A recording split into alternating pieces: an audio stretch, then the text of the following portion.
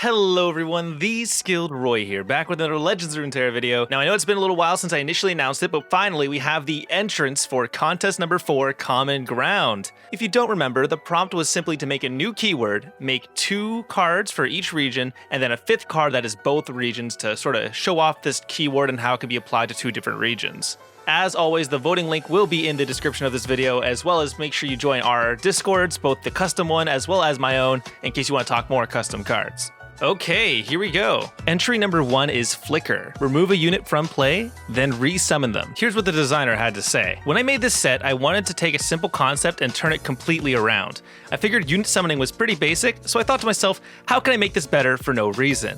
After some thought, I decided that summoning was a pretty good path forward. It wasn't too broken and could have a lot of cards involved with it.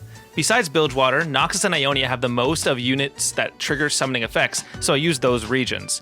I didn't really feel like flickr would have a fit in Bilgewater anyways. Noxus and Ionia have pretty simple concepts, so their cards are pretty easy to make. The neutral card was as simple as combining the 2 aspects of Ionia and Noxus into a unit. The next entry is Persistent. The first time I would die each round reduced me to 1 health instead. This reduction counts as damage and can be healed. Here's what the designer had to say. The Sanctified keyword adds a new angle to the Starspring archetype and allows Soraka/Starsprings to be played outside of Bilgewater. In particular, the heal archetype has already been touched on in Shadow Isles and would find its first proper home in this deck. This includes potentially finding use for Maokai's signature spell and for Maokai himself outside of Bilgewater. The specific deck in mind when designing this archetype was a stalling control deck, combining Soraka and Maokai that wins via one of its 2 alternate win conditions, either Maokai or Starspring. Besides creating its own Starspring plus Shadow Isles archetype, each half of the set also has synergies in existing archetypes that don't use the other region of this set. Every single card was created with existing archetypes in mind, as mentioned in their respective explanations below. In general, the Targonian side of the set plays into Targon's strength in unit protection and healing, while the SI set embraces the Shadow Isles swarming and wide board capabilities. Sanctified Soulcatcher, the centerpiece of this set, combines both of these features. While Soulcatcher is on the board, you can essentially make 1 unit per round immortal, although the decision which unit that is not at all up to you. Some Shadow Isles tools like Crumble or Glimpse can guarantee a specific persistent unit to benefit from this effect, while other Targonian protection tools such as Bastion can prevent an unwanted unit from being copied. While Soulcatcher is obviously designed to be the centerpiece of the SI Targon heal archetype, it is also strong as a protective unit for build-arounds units like Sparklefly or even a silence counter for Endure, as they who endure drops to 1 HP when they get silenced. Note that neither Fiora Sparklefly nor Endure, nor any Soraka deck, including in combination with Maokai, has a strong 6-drop that they want to use, leaving essentially uncontested space for Soulcatcher to occupy. Starspring Minstrel amplifies all sources of healing that Soraka decks bring, and becomes stronger the more 1 health units you have on board, a property essentially easy to achieve on Sanctified units. While this follower can work in Bilgewater versions of Starsprings as well, she only really shines once you have more reliable ways of getting units all the way down to 1 health. Minstrel is by far the least versatile card in this set, but no less strong in this set's archetype. Noctim's Essence is a strong protective spell with the downside of reducing its target's health to 1, which only becomes an upside in the Starspring archetype, making it a viable option but not an overbearing choice in other Targon decks. Its effect is less versatile than Spell Shield, as it does not stop obliterates or stuns. It also heavily relies on the Nightfall trigger, which could be a tipping point making it fair for a 2-mana burst. Like any protective spell in Targon, Noctim's Essence is a viable tech option for decks like Lee Sin Zoe, Aphelios Invoke, or Butterfly Fiora. The Open Graveyard is a landmark that allows you to constantly swarm your board with cheap units. The stubborn corpses generated by the Open Graveyard are ephemeral and persistent. That means if they did not strike in a round, they simply drop to 1 health at the end of a round, making them benefit from the synergistic cards in this set. Once they do strike, however, they die at round end, making the board space for the next wave of summoned corpses to be summoned. Additionally to the obvious synergy with the Soulcatcher, being resummoned if they die or doubled if they don't, and Maokai, guaranteeing a unit summon every round, Open Graveyard could be viable as a combo piece in Hecarim decks, or as a standalone combo with Brother of Dusk in any SI deck. Speaking of, Brother of Dusk is the 3rd alternate win condition for Starspring's deck running SI, besides Starspring itself and Maokai as the first alternative. If you don't draw the tools to end the game via stalling alone, Brother of Dusk can end you the game via via dumb stats. Combined with a weak persistent unit on board, the Brother's downside quickly becomes absolutely irrelevant. Besides the obvious synergy with Open Graveyard, the Brother of Dusk also greatly synergizes with the already existing plethora of cheap 1 health units and weak Last Breath followers in SI, making it a viable choice in any SI aggro list, be it Hecarim Lucian, Endure, or even Spiders. The next entry is Defend. Effects with the Defend keyword will trigger immediately when a block is committed. Defend effects are resolved from left to right at the same time as support effects. Here's what the designer had to say. So starting with the keyword itself, Defend is the opposite of the attack keyword. Where attack keyword activates on attack, the Defend keyword activates on defense. Defend has a many ways of uses. Having the Fae Sword Dancer and Soraka's Follower both have a skill that affects the attacker on the stack as a skill, while the Emerald Healer activates immediately on committing the block. The Solari's Shield Bearer has defense support, which means that the support only activates on your defensive turn, while the Forest Keeper has its support work on both defense and attack. The Spirit Blade Descendant shows its capabilities of creating text that only activates during combat, and Set, which shows how it can be offensively used by striking the opponent like quick attack even on the defense turn. Defend also has its own problems, being that the enemy can use Challenger or Vulnerable to direct the effect away from potential disturbance or to their advantage, possible 100 IQ moves. One problem with Defend is that the enemy can see it coming and can easily avoid it by not attacking, but endlessly he will need to deal with it in some way or another to end the game. While seemingly a bland keyword, it can also help proceed to use in a multitude of ways. The next entry is Specialist. The first time I gain a keyword, except Barrier,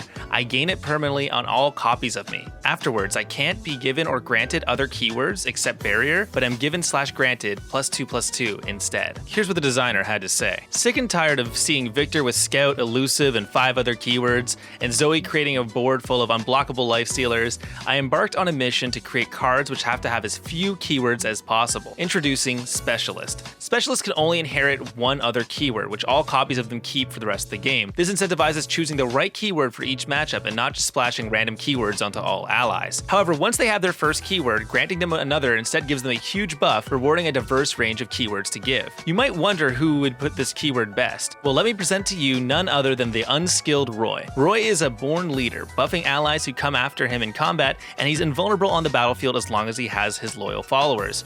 Roy fits well into Demacia as a specialist, as Demacia can grant him Tough and Challenger, both very combat-oriented and cheap burst spells such as Ranger's Resolve, together with Cythria's attack effect, can provide rapid and sometimes unexpected +2/+2 buffs through his keyword. Farron Arsenal, Roy's champion spell, is an expensive but dangerous card that allows you to potentially steal your opponent's keywords while buffing your own units. It sees its niche on Challenger units in particular, of which Demacia has plenty. Moving on to my second region, Targon. Targon and Demacia are an ideal pairing for specialists, as Targon opens the door for keywords granted through cards like Bastion, Stargazer, and Zenith Blade. Ithune, the demonic dragon, uses this to her advantage, as while she's not a specialist, the spell she creates at the start of each round purges all her keywords and grants her a boost for each removed. This opens the door for one of my favorite mechanics, Mind Games. When do you activate her Dragonstone? You and your opponent will have to play around with each other, as activating the Dragonstone too early can leave her weak to Vulnerable and Frostbite, Ephemeral, and Stun, whereas leaving it too late can result to her in shrugging off vital keywords during combat, such as Challenger, Tough, or Fearsome. It opens all sorts of avenues for plays and counterplays. Her level 2 form is intended as a snowballing game ender, similar in some ways as Trundle. Ithune's champion spell is Fruits of Chaos, a cheap stun that helps her activate Dragonstone and clear the way for her attack. If you have Ithune on the field, you can use it at fast speed, something rare and coveted in Targon. Finally, my dual region card is a spell called Insightful Instruction. Coming in at a whopping 4 mana, draw 1, this card has such a high cost because not only is it a tutor, it allows you to grant keywords onto allies that maybe shouldn't have them. Imagine drawing a Fiora to give your Diana permanent Challenger. This keyword is ideal for both Roy and Ithune, as it lets them get keywords and potential allies from the deck faster, as well as being a very rare occurrence for Demacia, Unconditional Draw. Targon and Demacia are a great pairing for this duo, as there are a variety of flexible keywords and plenty of ways to get them for allies to gain and purge off. Thanks for entertaining my ideas, and best of luck to everyone in the competition. The next entry is Death Defy. When I take 2 or more damage, reduced damage taken to 1. Occurs after all other mitigation. Here's what the designer had to say. Keyword. This is designed to be a sort of fortitude or health pool that negates big hits and powers through combats, but can be whittled down especially by spells. Occurring after other mitigation mean it doesn't become completely immune to damage with Tough. Overwhelm will assign what it sees as lethal, then the rest to the Nexus, the same way it does with units with Barrier. Karthus. Acting as a region-shifted version of Funsmith that can be further powered up but doesn't boost the Nexus damage, Karthus provides regular spell damage to control the board state and level himself. Note low stats for his cost because he has many ways to make his stats go further. Level 2. The aura buffing your spell damage has doubled due to his power going up with level, and the aura and the spell token he makes now burn down the enemy Nexus. While neither of these changes changes look that big, they shift his focus to announce that the stalling is over and the enemy is on the clock before his constant spell damage destroys them completely. The token Karthus makes is a weaker ping because it's designed to rely on the bonus power Karthus gives it, while killing it before combat turns on Karthus' defenses, allowing him to safely attack or block big enemies. Because his version of Death Defying needs this trigger first, Karthus is allowed to have a higher base health than units that have Death Defying constantly would ever be able to have. Note this can also target allies to trigger their last breath, give Karthus Death Defying in a pinch, or for other interactions. Requiem. This spell clears out swarms of enemies and weaker combo pieces, and scales well with Karthus' aura while providing him a ton of damage towards level up. The card draw attached to death exists in Shadow Isles on a single card, so putting it here as a reward for this high cost clear allows you to recover value in the late game, refilling your hand. Scion. When designing Scion, I had to balance the concept of the toughest unit in Noxus that keeps on punching, while not making it obnoxiously hard to deal with. So I focused on the combination of using Death Defying keyword that lets him survive 2 combats no matter the odds, combined with the Death Replacement effect where he instead loses you tempo with the shuffling that resets his level up and costs a draw. This represents Scion never getting destroyed, but as the Necromancy and Power Hang degrades, he becomes non-responsive until Noxus Necromancers can get to work restoring his body. He is unable to hold back if he sees any allies attacking. This means the game will not let you confirm an attack that sees Scion on your back row. While if your deck goes all out, he forces the strongest enemy into blocking him as a pseudo-challenger and force it to waste its power on the Death-Defying defense, even if you want him to block a weaker enemy to get his overwhelm triggered. Level 2. Once Scion has slammed into the enemy nexus twice, he becomes more brutal, though his stats change little besides the traditional +1/+1, as his keywords already reward the stats he has so efficiently. The main difference is that he's now aware enough to let you choose his target instead of forcing the strongest enemy to block him, which will work mechanically by gaining Challenger as soon as all allies are moved forwards, and losing it, putting the Challenger enemy to their back row if any allies lead combat before you lock in. Slayer Roar. This card can be used for a variety of purposes, as it can ping weak enemies, set up a vulnerable enemy to let a lot of effective overwhelm through, or to let spell damage chain over. The most effective use because of this doesn't give the attacker overwhelm, is it will stack if the attacker already has overwhelm like Scion does, doubling only the excess. Daredevil Cultist. This unit has the extra cost in its play effect because giving your whole board Death Defying is a very strong, even if only for 1 round, roughly equal to giving them all barrier for what you can do in combat against decks with no spell damage. Cheating it out avoids the health cost and loses the buff, making it trade off if you just want the survivable Daredevil. The next entry is Petrify. Transform a unit into a landmark and remove it from combat. Here's what the designer had to say. So there I was thinking, as I sometimes do when I come up with this bopping wicked combo where you petrify a guy as he's blocking and then let your overwhelm get through and proc a Nexus Strike effect. Strictly hot stuff to be sure. So that Noxus was down, now this other stony region. I knew I wanted all possibilities of the keyword covered, so that left me with 3 goals for 3 cards. 1, a permanent petrify functioning as a low key removal. 2, a defensive petrify card allowing to remove allies from combat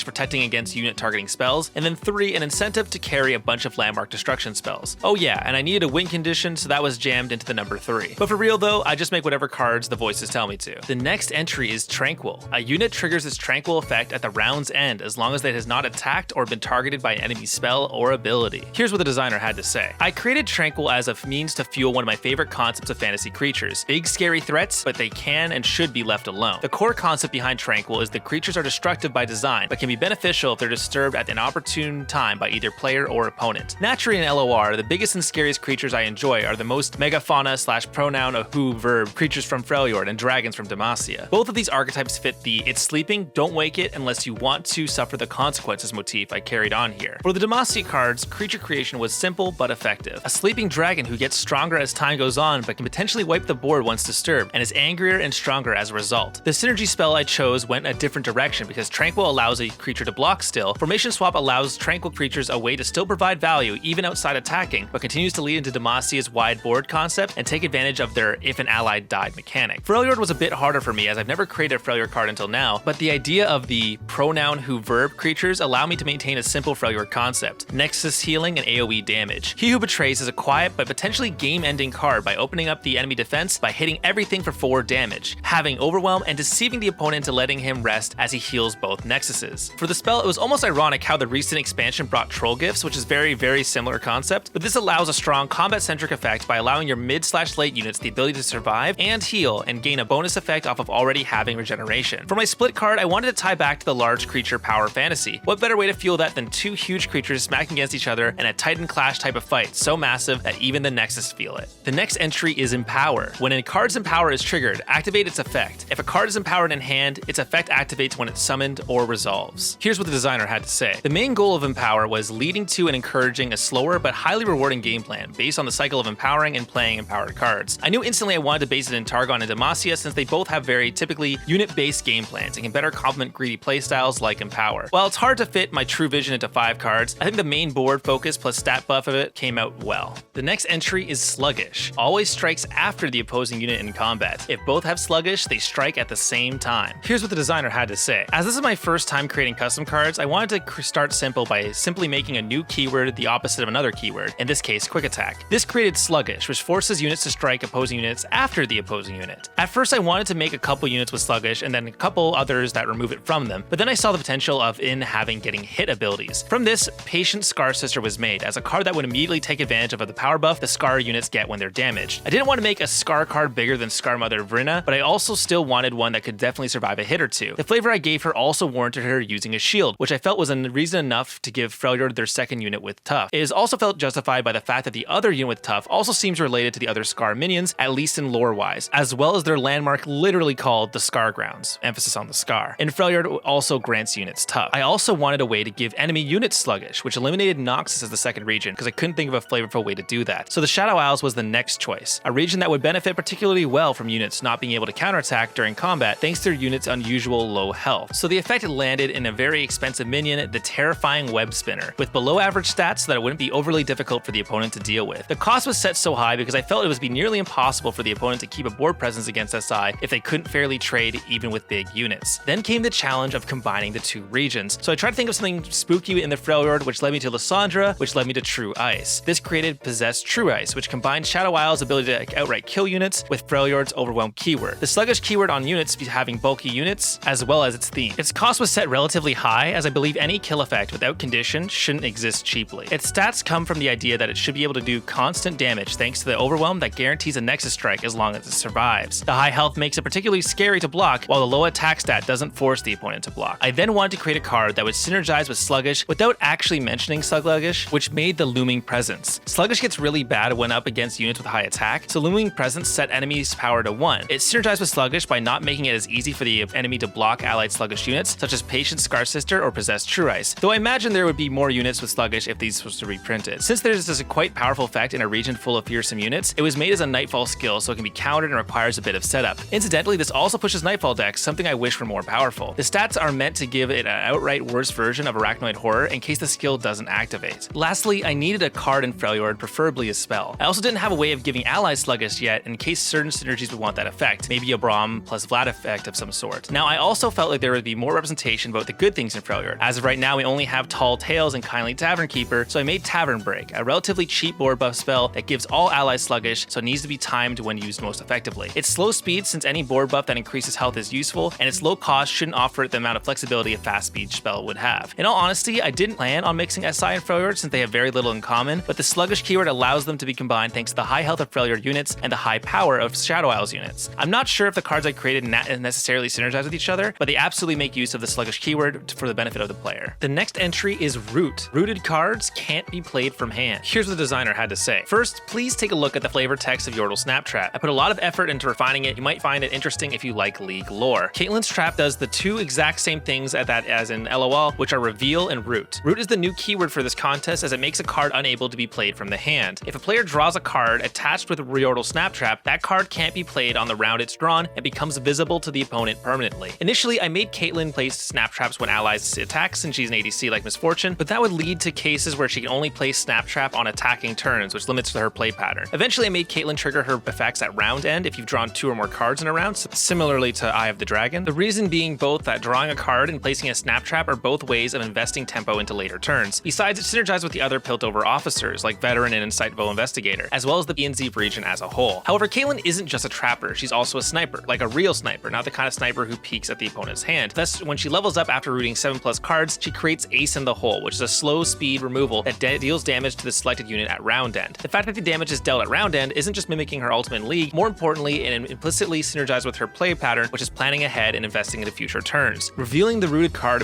provides immediate feedback to the player and thus makes the root mechanic more enjoyable to play with. That is why all cards in the set that root the enemy also reveal them. However, the keyword root has other usages, such as the side effect on player's own card in hand, like fleeting, or more like a reverse fleeting. The dual region card card, Futures Market, is a 3 mana draw 2, but the card it draws is either fleeting or rooted for the round. Just like the cards that are fleeting can only be played on the turn you can acquire it, on the contrary, cards that are rooted for the round can only be played on the turn after you acquire it. This duo region card obviously belongs to the 2 card draw regions, which are P and Z and Bilgewater. Nautilus' passive in League roots an enemy, so I translated it to LOR in this set. At first, the second Bilgewater card is another spell, but Roy told me it's better to have at least 1 follower in a set, so the second card is now a 4 mana 2/2 sea monster. It reveals an enemy card and the card is rooted while it's in play. The 2 Bilgewater cards together with Caitlyn will also give support to a semi-playable archetype, Bilge, P and Z, Turbo Deep. Many agree that Hunt the Weak and Sleight of Hand are not competitive, and nor should they ever be, because destroying or sealing cards directly from hand feels extremely bad to play against. However, revealing and temporarily disabling a card is less toxic, and since the card is not removed forever, it is completely fine to allow it to work on champions too, which makes it less polarizing. Note that if this set of cards actually gets shipped to the game, it would be proper to expect a UI change, allowing players to see which card in hand is revealed to the opponent, which can also avoid awkward situations where you have 2 Swains in hand but don't know which is the one you should play because you forgot which Swain is drawn by Leviathan. Overall, I believe that Rune Reveal will add more diversity to the play pattern of P and Z and Bilgewater as well as Runeterra as a whole. The next mechanic is Collar and Fusion. Collar units have yellow mana. To summon a Fusion unit, a follower and a Collar unit must be obliterated. One of the units obliterated has to have the same tribe as the Fusion unit. Units with Fusion are immobile if no other units from its tribe are on the board other than itself. Only 1 Fusion on the board at a time. When a Fusion unit dies, it gets obliterated. Units with Fusion can't be healed or buffed, excluding its own effects. Here's what the designer had to say. As one might immediately realize, I took heavily inspiration from Yu-Gi-Oh's Fusion and Synchro Summon mechanics. The reason I chose this isn't simply because I am lazy, but for 2 primary reasons. 1, I wanted to create a keyword that's not depicted by words, but via highlighting the mana cost. You might be asking, why isn't that just ugly? Well, I personally don't like how many keywords there are in the game. Look at Phase and Reforge. There are entire keywords dedicated to a single effect that will never be generalized to the rest of the game, unlike discard, attack, create, etc. Then 2, a lot of decks fail to function due to wanting specific cards, but when drawn too early are bad and too late are also bad, like Heart of the Fluff. Fusion enables the ability to bypass this issue via an extra deck. An extra deck will be a second deck of 5 to 10 cards, and it will be highlighted with the requirement of a summon are met. I say it like this because it might enable the ability to activate spells or other things down the line of development, but should always count as slow. Note that the summoning mechanic doesn't cost mana, it's just the cost of the actual base units. My favorite thing about the Fusion keyword is the versatility it has. In this showcase, I only showed Powder Monkeys, Yetis, Trolls, and Sea Monsters, but this can be applied to Elnuks, Elites, Mistwraiths, Crimsons, and every tribe in the game that might make more Mimi archetypes considerably more relevant. Things to note, more collars need to be added to the game, as well as more of each tribe. Trolls don't actually exist as a tribe, even though they should. Overall, I believe this mechanic should be added to the game to fix certain decks issues, and who knows, maybe this will bring out some early landmarks such as Vault of Helia and Scargrounds.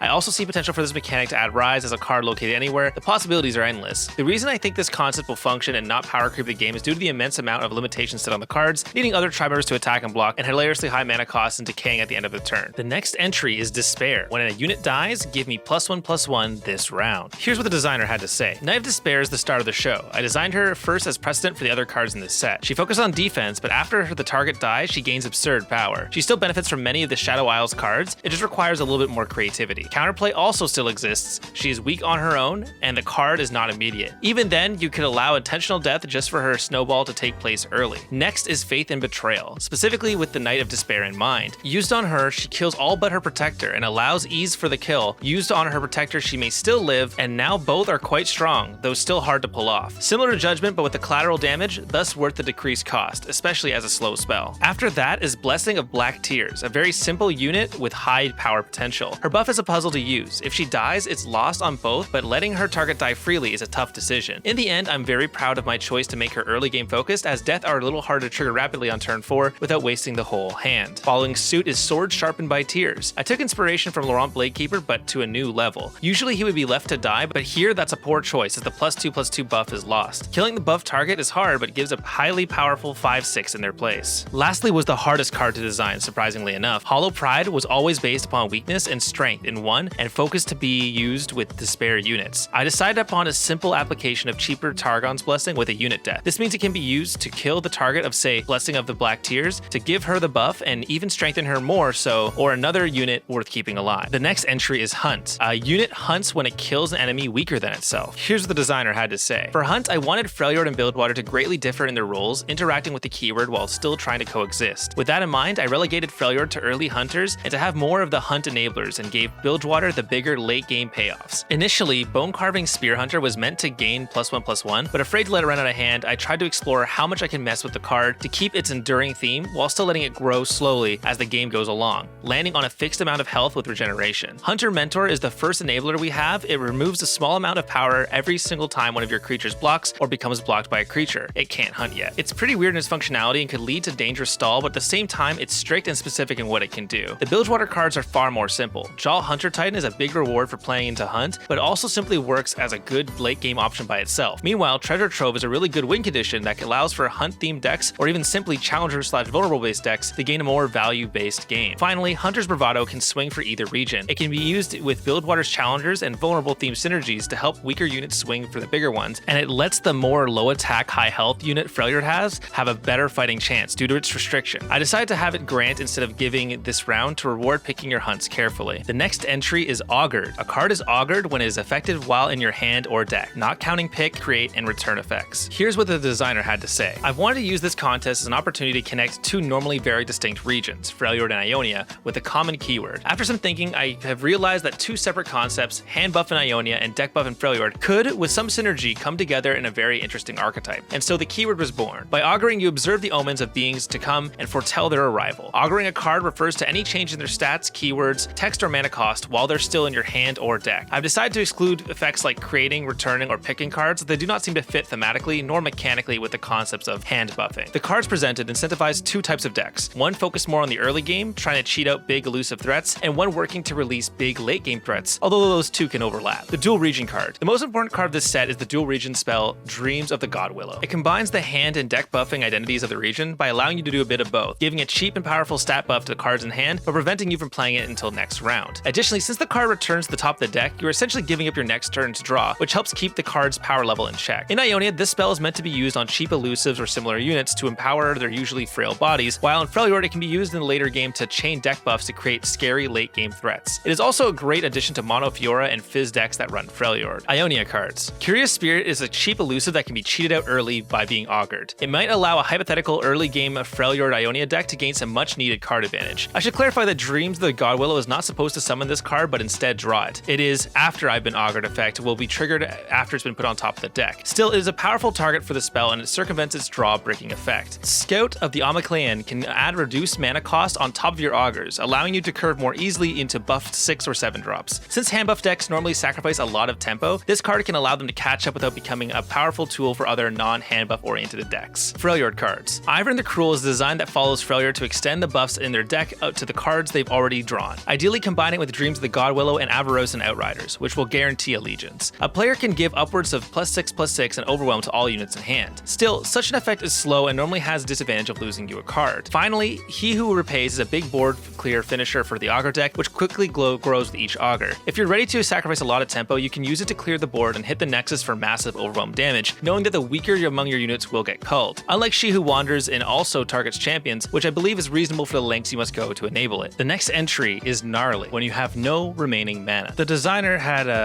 they had this to say.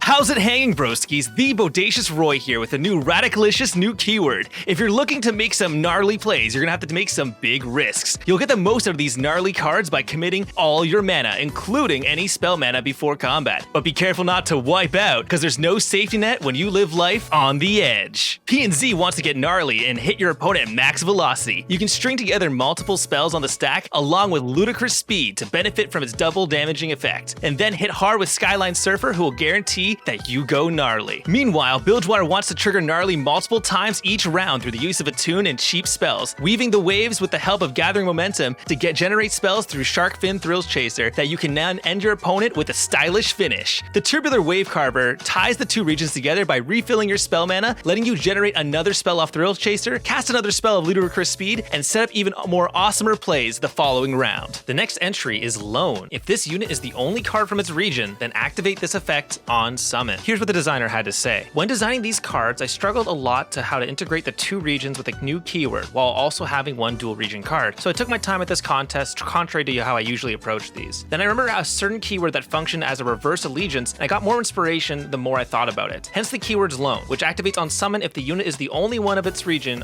in the deck. Then amazing combination of Ionia Noxus and how those two regions interact with each other lore-wise. The Ionian Refugee is a card that was brought over from Ionia and forced to align with Noxus' playstyle, but in a restricted manner. But he's removed from Noxus and played as an Ionia card. He frees himself and becomes a traditional Ionian elusive card. The unemployed youth is a Noxian who empathizes with other regions and hence helps them while also helping himself fit into his own region. In Ionia, the War Masons scout out for future settlements while looting Ionians while helping Noxian troops enter Ionia. Recruited Vestaya also fits this mold as a lone Noxian Vestaya who is rediscovering his homeland. The Traveler is a mysterious figure who helps lost ones find their way across Runeterra. The next entry is Tune. When you cast a spell, trigger my Tune effect of power equal to the cost of the spell that was cast. Here's what the designer had to say. I started making Tune only knowing that it'd be related to spells, but I later determined it would be related to the cost of the spell that was cast, both in gameplay and thematics, since different costs can equal different pitches. Sona's design was based around the thematic of soothing allies with calming music, while Seraphine's design was based around her thematic of using her music to bring people together to fight for change in the world. Admittedly, if I wasn't just limited to 5 cards, I would have made a few more units for the set, but as is, I can see the set working with the currently existing cards. The next entry is Burn. At the next 2 round starts, deal 1 damage to the unit afflicted. The designer had this to say. Note, I accidentally forgot to remove the brand level up condition on his level 2, but it would have taken me too long to remake the card, so I just kept it. The level up brand is a 5/5/1 in case it's unclear. Well, while I was looking into ideas to use for this contest, 2 champions in particular caught my eye, Annie and Brand. Seeing as the champs themselves share a thematic of with the whole fire thing they have going on, as well as how their respective regions work together, I got my idea. Now, of course, I wanted to give my new keyword to be a damage over time, so I called it Burn and it would give proper damage over time effect. I gave it 2 round duration. I also made the trigger for the damage at the round start because I thought it would fit best. As for champions themselves, I decided to give them a specific focus, being AoE threats that really ramp you up once you level them up, but before then they can be removed pretty easily. For Annie, I made her startup focused on removing single targets with her Disintegrate, and then after level up, I made her turn into a monster on attack. Of course, as compensation, I made her really squishy, so she could easily be countered by high attack units. As for Brand, I made him a menace at the start, but he should be a little bit easier to kill due to the fact that he's a 5 cost. But when Brand levels up, not only can he cause havoc with his skills, but he can also proc a lot of failure units that survive damage, as well as Noxian ones. Overall, I consider them pretty good. As for the spells, I wanted to give Annie her signature Tibbers, which I achieved, but also made Tibbers burn 2 enemies as a little extra synergy. But don't worry, he can't instantly stun enemies because he's a slow speed spell. I also decided to give him synergy with Brand, because why not? Lastly, I want to mention that the 2 of them should have some sort of synergy with Overwhelm units due to their ability to whittle down the opponents with the burn effect. The next entry is Rampage. When I attack, deal damage to me equal to my current health -1, then grant me that much attack. Here's what the designer had to say. In this contest, my objective was to take the most monstrous beasts and creatures of Runeterra and capture their savageness in card form. With this in mind, it was an easy choice to have Freljord and Noxus as my 2 regions. These 2 regions already contain some of the wildest brutes and beasts in the game so far, but I also want to take that and push that identity further. This is where I came with my keyword, Rampage. It is an all or nothing offensive keyword that converts health into attack points. It is meant to capture the essence of a beast charging at you, blinded by rage with no concern for their own safety. As a keyword, it is a bit unique in that it contains both a built-in strength and a weakness. To effectively take advantage of Rampage, you must pick your battles and choose your targets very carefully. One misstep and you might be charging into the afterlife. Oh, and also having Overwhelm would probably help quite a bit. For my Freljord cards, I want to take this opportunity to expand on the monstrous tribe that already existed, the Yetis. Yetis have not been fully realized archetype yet, so I designed one that sort of aims to fill in some of the blank spots in their current roster. This led to a 4-mana Yeti with Rampage and a 2-mana follower that aims to make Yetis incredibly resilient with regeneration. This follower also grants Rampage as a last breath effect. The first Noxus card, the Iron Blood Ravager, features a bloodthirsty brute with Rampage and Fearsome. This card is a bit of a parallel with the rest of Noxus's high cost offensive units with his own little niche, mainly some self-damage synergy and pure attack power. The second Noxus card, the Crimson Spider, uses Rampage a little bit differently than the others. It is less of an all-out attack and more of an enabler in this case. I thought it'd be interesting to showcase the keyword in some more offbeat situations, and the spiders have been an archetype that haven't had any major updates in a while. Finally, my hybrid card is one that is designed to let high-powered units rampage into the battlefield. Only 5+ power units can deal damage this round, no weaklings allowed. Alright, next up is Inspire. Whenever you declare an attack with a single unit, all Inspire effects activate. Now, normally this is where I would say, oh, the designer had this to say, but they actually just sent me a full transcript of the entire B-Movies dialogue, all in the text document. And as funny as that would be to read out, unfortunately, I think I'm gonna pass. Thank you so much anyways. I'm sorry, I'm not gonna be able to read that all out.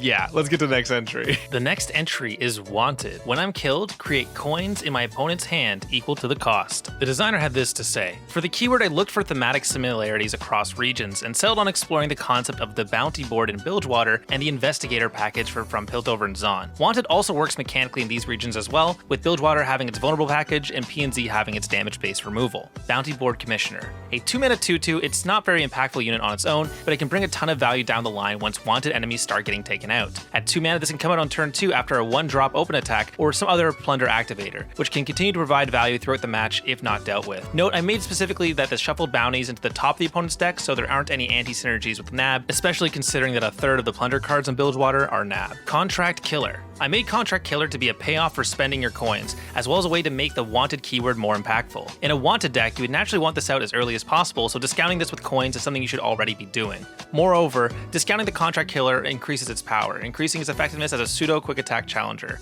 Note, I originally worried that quick attack with a cost reduction synergy wouldn't fit Bilgewater, but A, I feel like it can be justified because quick attack isn't a region locked keyword, and Twisted Fate has it anyways, and B, Smooth Soloist exists for some reason which brings cost reduction to Bilgewater. Battery Operated Officer. I went through some few different iterations with this one and ended up with this version. While it starts at 0 power, the augment keyword naturally synergizes with both coins, and it's created arrest warrants, which can turn into a very scary attacker. The arrest warrants themselves are fairly underwhelming as they can only be cast at focus speed, but they also work very well with both Contract Killer and Relentless Prosecutor. Note, I made Battery Officer before focus became an actual keyword, but I'm too lazy to change it. Relentless Prosecutor. And in addition to an existing Investigator archetype, I made the Relentless Prosecutor as another way to fill the opponent's deck with bounties using cards like Battery Operated Officer and Bounty Board Commissioner. There's not too much else I can say about this one. Baron Headhunter. As soon as I created the wanted keyword, I knew I wanted to use a negative keyword on my dual region card. At 4 mana, this card comes out as an Elnuck with a powerful aura and attack effect with a very important downside. When he dies, he creates 4 coins in the enemy's hand, enough to draw 1 or reduce the cost of a card in hand twice. The next entry is Agenda. Trigger a bonus the first time the unit fulfills a secret condition. When you play a unit with Agenda, pick 1 condition from the list of 4 below. Its Agenda effect triggers the first time that condition is met. I strike the enemy nexus, I strike an enemy blocker, I am targeted by an enemy spell or skill,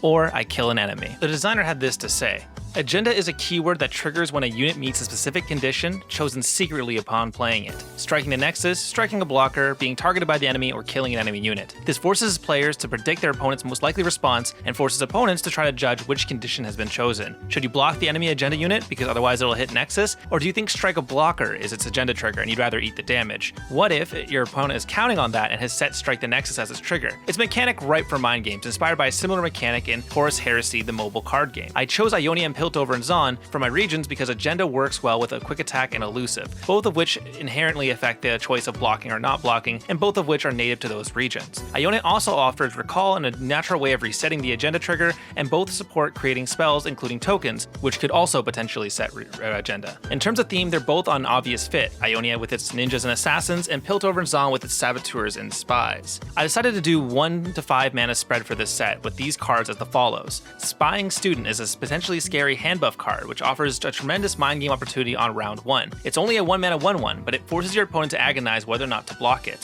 What are you expecting to do? Originally it offered +2/+2 to a single ally, but the final version spreads buffs out to make it less oppressive and less comparable to more immediate Omen Hawk. In narrative terms, the student learns a vital secret which reports back to repair your allies. I Spy is a recursive elusive attacker. The I Spy is quite fragile and weak at 1/1, but its augmented keyword allows it to grow in power as time goes on. More pressingly, its agenda keyword allows it to fuel growth, produce card advantage, and even survive in an untenable situation by creating a duplicate. As an elusive, the onus is more on you to judge what the countermeasures your opponent will deploy and to pick an appropriate agenda to respond. In narrative terms, the Spy bot is scanning enemy schematics and stealing parts to build improved versions of itself. Navori Illusionist is another elusive, this time in Ionia. The Navori Illusionist lacks an inspiring stat line, but creates a free retreat on meeting its agenda with a tune refunding the subsequent return. This flexible free recall tool allows you to recall it, summon a 3 or less cost ally, and then play the Illusionist again with a fresh agenda. Alternatively, you might just find the recall tool more of an emergency defense button, but it's still worth the Illusionist's cost. Mysterious Stranger introduces a more direct decision of what damage to take onto an opponent,